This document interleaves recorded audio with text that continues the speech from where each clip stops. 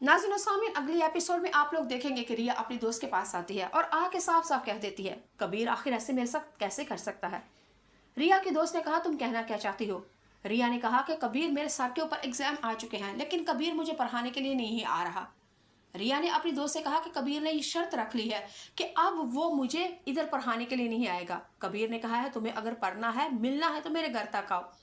रिया की दोस्त ने कहा, हाँ तो इसमें कौन सी बुरी बात है, वो रोजाना तुम्हें पढ़ाने के लिए आता है, तुम्हारे कहने पे तुझसे मिलने के लिए आता है, जिस जगह पे बुलाती हूँ वहां पे आता है, लेकिन तुम क्यों नहीं जा सकते।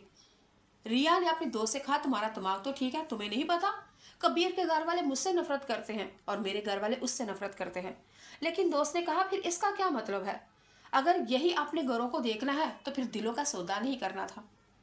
रिया अपनी दोस्त की बात सुन के कहती है, तुम कहना क्या चाहती हो। रिया की दोस्त ने कहा, तुम अपना दिल कबीर को और कबीर अपना दिल तुम्हें दे बैठा है, दिलों का सौदा कर चुके हो, अब होना क्या चाहिए।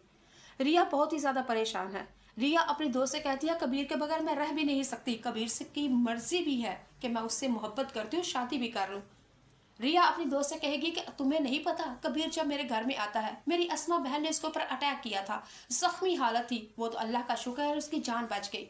अगर कबीर मेरे घर में आता है, मैं उसके घर में जाती हूँ तो कबीर और फिर मेरा वही हाल होगा, कहीं अस्मा उसके ऊपर दोबारा अटैक ना कर दे।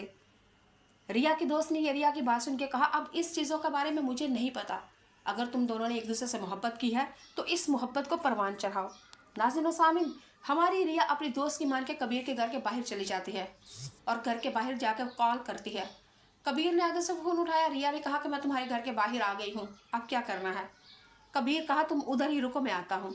नाज़रीन व सामीन, कबीर रोड क्रॉस करके उधर ही चला जाता है जहाँ पे रिया खड़ी होती है।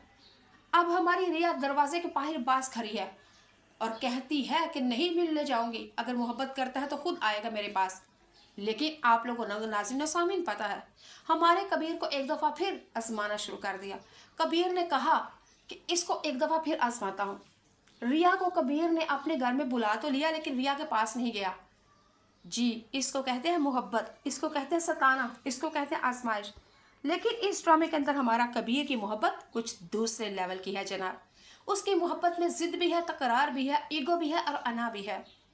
इस ड्रामे के अंदर हमारा दानिश तैमूर सिर्फ एक दीवाना और आशिक और मजनू और पागल दीवाना नहीं, बल्कि इसकी मोहब्बत में इस दफा